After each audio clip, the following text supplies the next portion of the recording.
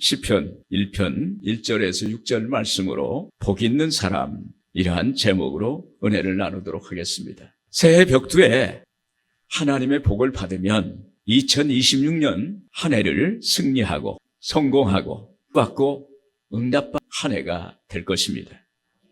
먼저 이기면 나머지 육적인 것, 환경적인 것은 다 이긴 것입니다. 그런데 원수와 간마귀는 어찌하든지 우리가 하나님이 예비하신 복을 받지 못하도록 방해하는 것입니다. 그때 우리는 하나님께 간절히 기도하는 것입니다. 우리는 하나님께 복을 받을 자격이 있는 사람입니다. 우리는 예수님의 십자가 보혈로 죄사함의 은혜를 받은 하나님의 자녀요, 하나님의 형상입니다. 그러나 원수와 간마귀는 이전의 것, 과거의 것, 육적인 것을 생각나게 하고 그것을 붙들고 우리를 예전의 것으로 돌아가게 하려는 것입니다. 그때 성경은 우리에게 말씀하시는 것입니다. 고린도후서 5장 17절에 이렇게 말씀합니다. 그런즉 누구든지 그리스도 안에 있으면 새로운 피조물이라. 이전 것은 지나갔으니 보라 새 것이 되었도다. 여러분, 우리는 그리스도 안에서 새롭게 거듭난 하나님의 자녀요, 하나님의 새로운 피조물인 것입니다. 영적으로, 현실적으로 우리는 분명히 주 안에서 새로운 존재가 된 거예요. 오늘 시편 1편의 말씀은 시편 전체를 대표하는 말씀입니다. 시편 기자는 우리를 복 있는 사람이라고 말씀하고 있어요. 복 있는 사람이라는 제목의 말씀으로 은혜 받는 시간이 되기를 주의 이름으로 축원을 드립니다. 먼저 복 있는 사람은 어떤 사람일까요? 시편 1편에 보면 같이 보겠습니다. 복 있는 사람은 악인들의 꾀를 따르지 아니하며 죄인들의 길에 서지 아니하며 오만한 자들의 자리에 앉지 아니하고. 복 있는 사람은 원문을 보면 행복하도다 하는 사람은 이라는 의미입니다. 그러므로 복 있는 사람은 행복한 사람이에요. 시편 1편은 행복한 사람에 대한 고백입니다. 시편 기자는 여기서 행복한 사람을 소개합니다. 행복한 사람이란 행복한 선택이기 위해서 인생을 사는 사람이라는 것입니다. 시편 기자는 행복한 삶이 되고 행복한 사람이 되려면 악인과 죄인과 오만한 자와 함께 하지 말라는 거예요. 악인과 죄인과 오만한 자의 결말을 보고 그 열매를 보라는 거예요. 그 결말을 보고 선택하라는 것입니다. 여러분, 어떤 삶을 선택하시겠습니까? 시편 1편은 복 있는 사람은 악인들의 꾀를 따르지 아니하며 죄인들의 길에 서지 아니하며 오만한 자들의 자리에 앉지 아니하고. 여기서 악인은 누구일까요? 히브리 말로 악인을 정의할 때 표준이 없는 사람이라고 합니다. 왜 표준이 없을까요? 하나님이 없으니 어디에 표준을 둘 수가 없는 것입니다. 하나님이 없는 사람은 삶의 표준을 기대할 수가 없어요. 여러분, 하나님이 안 계신다면 어떨까요? 하나님이 안 계시니 그 결과가 어떻게 될지는 상상할 수 없습니다. 아마 절망적일 것입니다. 죄인은 누구일까요? 바로 목표가 없는 사람입니다. 원래 죄라는 단어는 명중시켜야 할 어떤 목표를 향해서 화살을 쏘았는데 그 화살이 그 목표를 빗나간 것을 말합니다. 그래서 죄인은 목표를 빗나간 사람 혹은 목표를 잃어버리고 사는 사람입니다. 오만한 사람은 누구일까요? 한마디로 정의한다면 하나님을 거스르는 사람 혹은 하나님을 반역하는 사람입니다. 그렇다면 복 있는 사람, 즉 행복한 사람은 언제 행복할까요? 악인과 죄인과 오만한 사람들과 함께 하지 않을 때예요.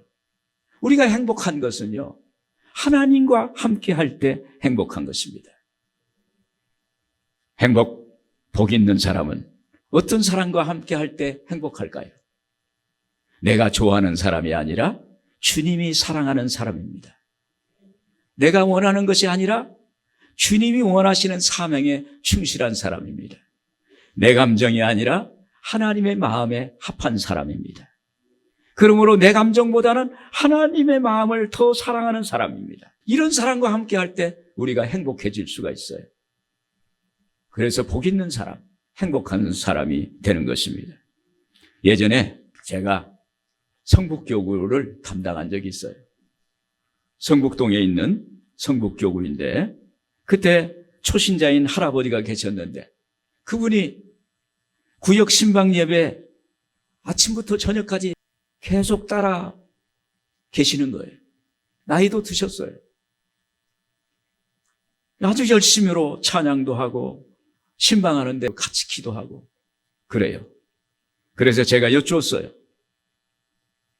할아버님, 믿음이 있는 성도님들도 신방할 때 힘들다고 이렇게 빠지기도 하고 함께 하지 않는데 우리 할아버님은 이렇게 계속 같이 하십니까? 그러니까 그분이 하는 말씀이 목사님은 하나님을 대신해서 성도들에게 축복 기도해 주시는데 제가 목사님 곁에 있으면 목사님이 기도해 주시고 또 소원을 빌어주시는 그 복이 저에게도 좀 부스럭이라도 떨어지지 않겠습니까? 이렇게. 그 말을 들어보니까 저도 이해가 돼요. 참 이치가 있다. 여러분, 복 있는 사람과 함께 할 때 행복해지고 복을 받게 될 줄로 믿습니다. 오늘 우리가 예배 드릴 때 하나님을 만나요.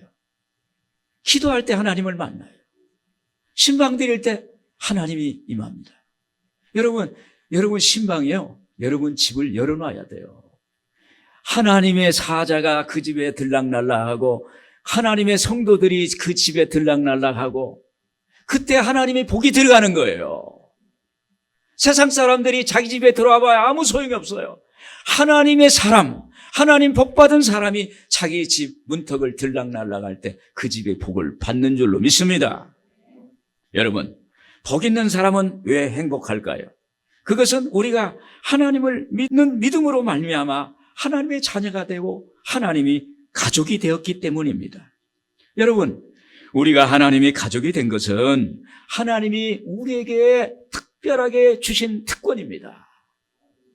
오늘 우리는 하나님을 아버지라고 섬기고 있어요. 그래서 우리는 아버지 밑에 한 가족이에요.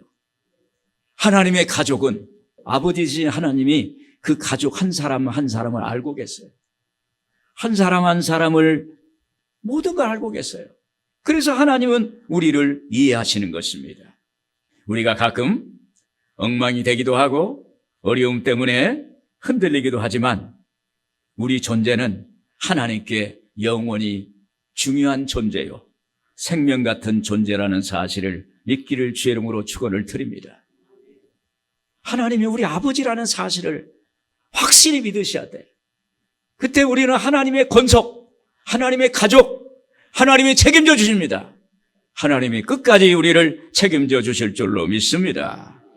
여러분, 하나님은 우리를 어쩔 수 없이 참으시는 것이 아니라 우리를 진심으로 사랑하시고 자랑스러워하시며 우리를 존귀히 여기십니다. 하나님은 우리가 행복하고 복 있는 사람이 되기를 원하세요. 하나님은 악인, 죄인, 오만한 사람과 멀리하시기를 원하십니다. 악인과 죄인과 오만한 사람은 반드시 그 결말이 안 좋아요. 처음에는 잘 되는 것 같아도 끝은 반드시 안 좋아요. 오늘 하나님 잘 믿고 하나님의 자녀, 하나님을 아버지로 삼는 사람은 하나님의 복을 받는 복 있는 사람이 되게 되는 것입니다. 여러분, 하나님과 함께하는 사람은 예배를 잘 드려요. 기도를 잘합니다. 여러분, 우리가 예배와 기도 드릴 때 성령님이 함께 하십니다. 그리고 우리에게 복을 내려주세요. 여러분, 하나님께 우리가 예배 드릴 때 하늘 위에서 신령한 복이 내려와요. 눈에는 안 보이지만 하나님의 영적인 복이 오면, 아브라함의 복이 임하면 우리의 삶은 영혼이 잘 되고 범사가 잘 되고 강건한 복이 임하게 될 줄로 믿습니다. 여러분, 하나님의 복을 주시면요, 그 복을 막을 사람이 없어요. 오늘 여러분들에게 놀라운 하나님의 복이 임하셔서 복 있는 사람 되기를 주의 이름으로 축원을 드립니다. 이어서 복 있는 사람은요, 하나님의 말씀을 사랑하는 사람입니다. 시편 1편 2절 보겠습니다. 같이 보겠습니다. 오직 야훼의 율법을 즐거워하여 그의 율법을 주야로 묵상하는 자로다. 여기서 오직이란 표현은 적극적인 관심을 말합니다. 여기에 시편 1편 2절에 보면 오직 야훼의 율법을 즐거워하여 했습니다. 이 말씀은 우선적으로 야훼의 율법을 사랑한다는 거예요. 그래서 2절의 원문을 보면 오직 야훼의 율법을 즐거워하여 그 율법을 주야로 묵상하는 자로다. 원문을 보면 야훼의 율법을 사랑하는 것은 율법을 계시하신 하나님을 사랑한다는 거예요. 말씀을 주신 하나님을 사랑한다는 거예요. 요한복음 14장 23절에 그랬습니다. 사람이 나를 사랑하면 내 말을 지키리니. 요한복음 14장 21절에 보면 나의 계명을 지키는 자라야 나를 사랑하는 자니 나를 사랑하는 자는 내 아버지께 사랑을 받을 것이요 나도 그를 사랑하여 그에게 나를 나타내리라. 하나님의 말씀, 계명을 지키는 것은 하나님을 사랑하기 때문입니다. 여러분, 우리가 주 안에서 사랑하게 되면 저절로 상대방이 원하고 그리고 소망하는 것을 하게 돼 있습니다. 우리가 하나님을 사랑하면 하나님이 원하는 것을 하게 돼 있어요. 하나님께서는 오늘 우리에게 말씀을 주셨어요. 그 말씀을 통해서 하나님을 계시합니다. 하나님을 자신을 드러냅니다. 말씀을 통해서 하나님을 만나게 되는 거예요. 우리는 종종 좋아한다는 말과 사랑한다는 말을 혼동할 때가 많습니다. 좋아한다는 것은 그 사람으로 인해 내가 행복해졌으면 하는 것입니다. 사랑한다는 것은 그 사람이 나로 인해 행복해졌으면 좋겠다라는 거예요. 좋아하면 욕심이 생기고 사랑하면 그 욕심을 포기하게 됩니다. 꽃을 좋아하는 사람은 그 꽃을 꺾지만은 꽃을 사랑하는 사람은 꽃에 물을 주는 것입니다. 이 차이는 무엇일까요? 좋아하면 자기 감정에 충실하게 되고 사랑하면 상대방의 감정에 충실하게 되는 것입니다. 여러분, 우리가 주님을 사랑하는 것은 내 감정이 아니라 내 마음이 하나님의 마음이 되어서 주님을 사랑하는 것입니다. 그러므로 복 있는 사람, 행복한 사람은 하나님을 사랑하고 하나님의 말씀을 사랑하는 사람입니다. 여러분, 우리가 예수님을 진실로 사랑한다면 우리의 신앙 모든 문제가 풀릴 것입니다. 나를 사랑하셔서 나를 구원하시기에 십자가에 못 박혀 죽으시기 때문에 그 사랑 때문에 나도 죽는 것입니다. 그 사랑 때문에 나도 낮아지는 것입니다. 그 사랑 때문에 나도 나를 포기하고 예수님을 나의 주인으로 모시는 거예요. 그런데 우리는 주님을 사랑한다고 하면서 내가 나의 주인이 돼요. 그리고 내가 내 감정에 충실해서 내가 하는 것입니다. 그러면 문제를 해결할 수가 없어요. 문제가 점점 커집니다. 내가 주님의 마음이 되어 상대방을 용서하고 상대방을 용납하고 상대방을 품을 때 그리고 내가 낮아지고 내가 좀 더 하나님 앞에 마음을 굽힐 때 그때 문제는 해결되는 줄로 믿습니다.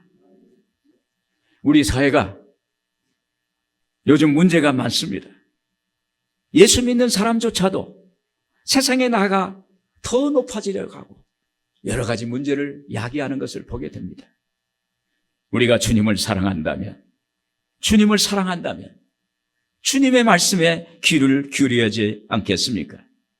주님이 무엇을 말씀하시는지, 주님이 원하시는 것이 무엇인지 거기에 귀를 기울이지 않겠습니까? 우리가 예수님을 사랑한다면 예수님의 말씀을 지키고 예수님을 사랑하게 되는 것입니다. 시편 119편 103절 우리 같이 한번 읽어보겠습니다. 주의 말씀이 내게 어찌 그리 단지요 내 입의 꿀보다 더 단이이다. 에스겔서 3장 3절 같이 내 입에 그것이 꿀같이 달았더라. 하나님을 사랑하니까 하나님의 말씀이 꿀송이같이 단다는 거예요. 유대인들은요, 어린아이를 가르칠 때, 말씀을 가르칠 때, 말씀에 꿀을 발라놓고 그 말씀을 읽게 하면 아이들이 손가락으로 꿀을 빨아먹으면서 그 성경 말씀을 읽어간다는 거예요. 그러니까 유대인들은 하나님 말씀하면 꿀이 생각나요. 할렐루야. 어렸을 때 꿀을 이렇게 발라서 읽었으니까 말씀과 꿀이 딱 매치되는 거예요. 하나님 말씀, 그러면 달다. 할렐루야. 꿀같이 단 말씀 여러분들에게 있기를 주의 이름으로 축원을 드립니다. 시편 1편 2절에 보면 그의 율법을 주야로 묵상하는 자도다는 말씀에서 주야는 낮과 밤 그리고 하루를 말하는 것이 아니라 일생 동안을 말합니다. 주의 말씀을 주야로 묵상하는 자로다. 일생 동안 묵상한다. 여러분, 우리가 복 있는 사람, 행복한 사람이 되려면 하나님의 말씀을 사랑하고 그 말씀을 일생 동안 좋아하고 기뻐하고 말씀을 소중하게 여기고 예수님처럼 그렇게 묵상하고 암송해야 하는 것입니다. 신명기 6장 4절 7절 같이 한번 읽겠습니다. 이스라엘아 들으라. 너는 마음을 다하고 뜻을 다하고 힘을 다하여 내 하나님 야훼를 사랑하라. 오늘 내가 내게 명하는 이 말씀을 너는 마음에 새기고 내 자녀에게 부지런히 가르치며 집에 앉았을 때든지 길을 갈 때든지 누워있을 때든지 일어날 때든지 이 말씀을 강론할 것이며 이 말씀을 언제 어디서나 평생 동안 가까이 하라는 거예요. 우리 인생을 살다 보면 항상 꽃길만 있는 것이 아닙니다. 어느 때는 울퉁불퉁한 길이 나오기도 하고 어떨 때는 아주 좁은 길이 나오기도 하고 가시밭길이 올 때도 있어요. 어떨 때는 신장로가 나옵니다. 그때 우리가 애롭고 힘들고 고달플 때 우리의 곁을 지켜주고 우리 안에서 역사하시는 건 하나님의 말씀이에요. 우리가 천국 갈 때 어떤 사람은 믿습니다 하고 이면 엘리베이터처럼 그냥 천국으로 6에서 0이 쭉 빠져서 그냥 쫙 올라간답니다. 그러면 믿습니다 하다가 그냥 가는 거예요. 그런데 하나님 말씀을 붙잡는 거예요. 그리스도께서 우리를 위하여 저주를 받은 바다사 율법의 저주를 우리를 속량하셨으니 하나님이 나사렛 예수에게 성령과 능력을 기름 붓듯 하셨음에 말씀을 탁 붙잡고 있으면 예수님 앞에 탁 도착하는 거예요. 할렐루야. 오늘 예수님 옷자락 잡는 건 말씀 잡는 거예요. 말씀 잡는다는 건 묵상하고 암송하는 거예요. 하나님 말씀 하나라도 암송해야 돼. 그러면 우리가 예수님 탁 붙잡고 이 땅에서 저 천국에서 영원한 하나님의 복을 받을 줄로 믿습니다. 여러분, 말씀은 로고스입니다. 성경에 나타난 활자로 된 말씀, 로고스. 그러나 성경 말씀이 어느 날 내게 감동이 되어서 나에게 1대1로 다가오는 말씀이 있어요. 나에게 주시는 말씀, 나와 1대1이 대면해서 직면해서 하나님이 나에게 말씀하시는 그 말씀을 레마라고 합니다. 하나님이 나에게 특별히 계시하는 말씀이에요. 나에게 주시는 말씀, 이것을 레마라고 합니다. 이 레마가 믿음을 주고 기적을 봐요.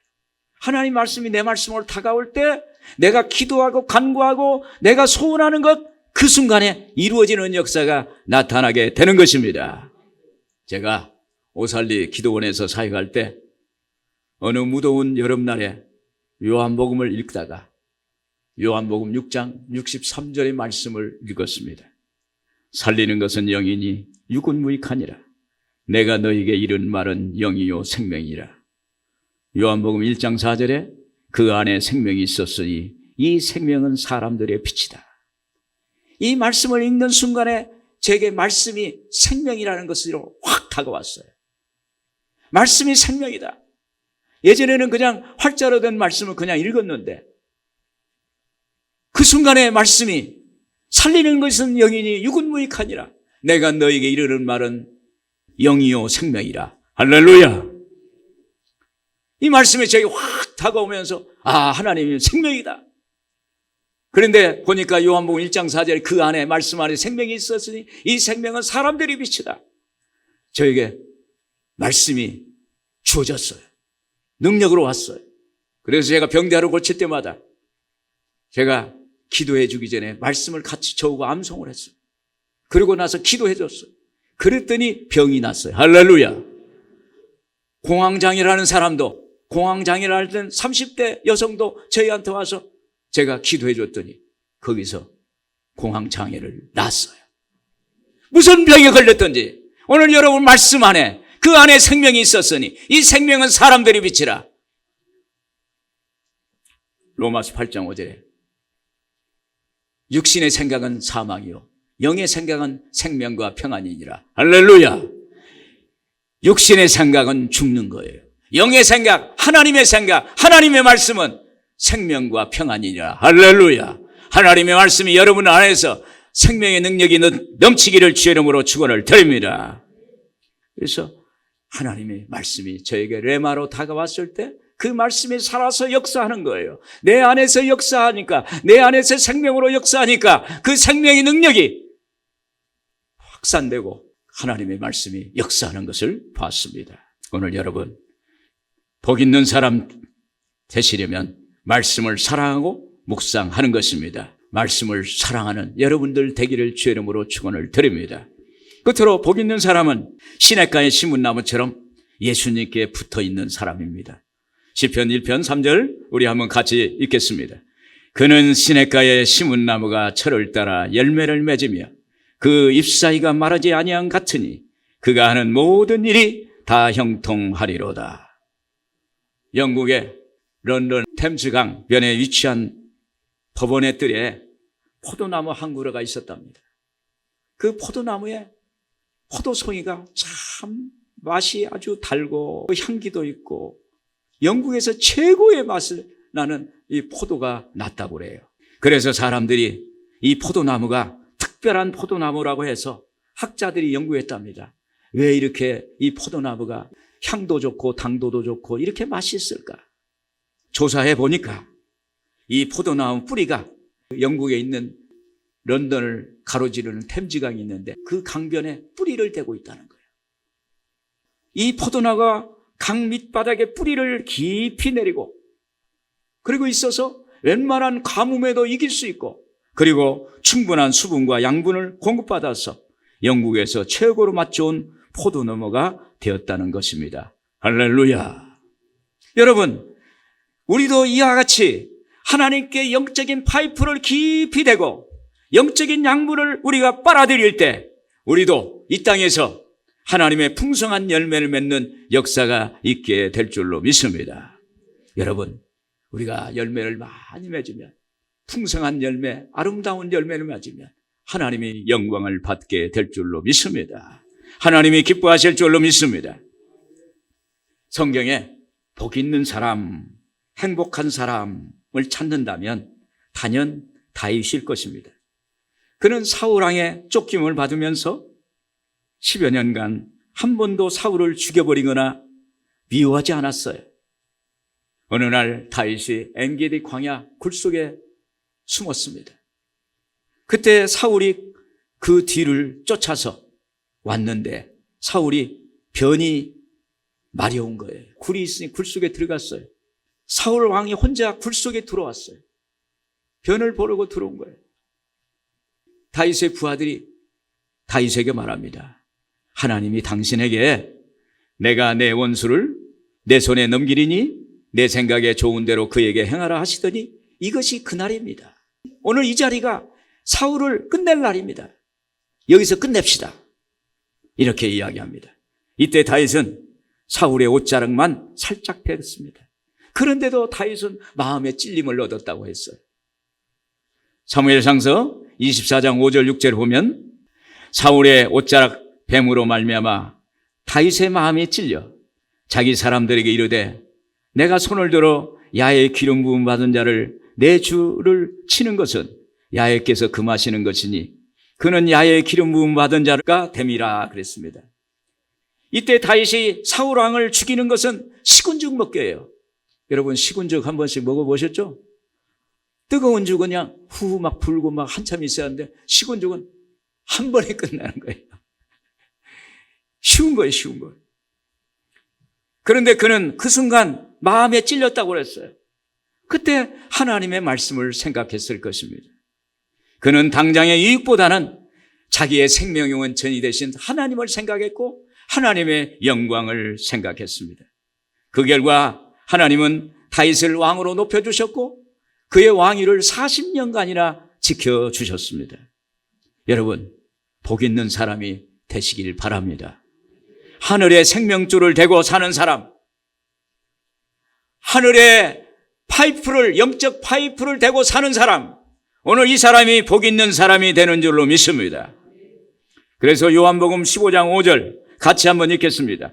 나는 포도나무요 너희는 가지라. 그가 내 안에 내가 그 안에 거하면 사람이 열매를 많이 맺나니 나를 떠나서는 너희가 아무것도 할 수 없음이라. 여러분, 우리가 하늘 위에 포도에 붙어 있으면 이 지상에 있는 가지 우리에게 하늘의 천상에 있는 그 포도가 열매 맺는 천상의 열매가 맺혀지는 역사가 있게 될 것입니다. 이렇듯 우리가 좀 부족해도 좀 어렵다 해도 우리가 채울 수 없어도 하나님밖에 없다고 하나님께 붙어 있다면 하나님이 우리의 모든 것을 채우시는 놀라운 역사를 행해 주실 것입니다. 한편 시편 기자는 복 있는 사람 옆에는 겨와 같은 악인이 있다고 말씀하세요. 시편 1편 4절 악인들은 그렇지 아니하며 오직 바람에 나는 겨와 같도다. 논에서 벼를 수확하면 거기에 이제 벽씨가 나오죠. 그래서 탈곡을 합니다. 탈곡하면 그때 쌀과 껍데기, 벼가 분리가 돼요. 또 집에서도 그렇습니다. 쌀과 겨를 분리할 때 이렇게 친다고 그러잖아요. 이렇게. 네. 그럴 때 거기서 쌀과 겨가 분리되게 되었어요. 알곡은 창고에 들이고 껍데기, 겨는 불에 태우게 되는 것입니다. 날아가 버려요, 바람에. 악인들은 겨처럼 생명력이 없고 마지막 날에는 불에 타서 소멸된다는 것입니다. 그래서 시편 1편 6절에 보면 무릇 의인들의 길은 야훼께서 인정하시나 악인들의 길은 망하리로다. 여러분, 새해는 하나님과 함께 있어서 복 있는 사람이 되기를 바랍니다. 그래서 늘 하나님 말씀을 묵상하고 하나님께 붙어 있어서 마치 샘 곁에 있는 나무처럼, 시냇가에 심은 나무처럼, 포도나무에 붙어 있는 가지처럼 그러한 삶을 살면 여러분의 삶이 풍요롭게 될 것입니다. 여러분, 새해 복 있는 사람, 행복한 삶이 되기를 주의 이름으로 축원을 드립니다.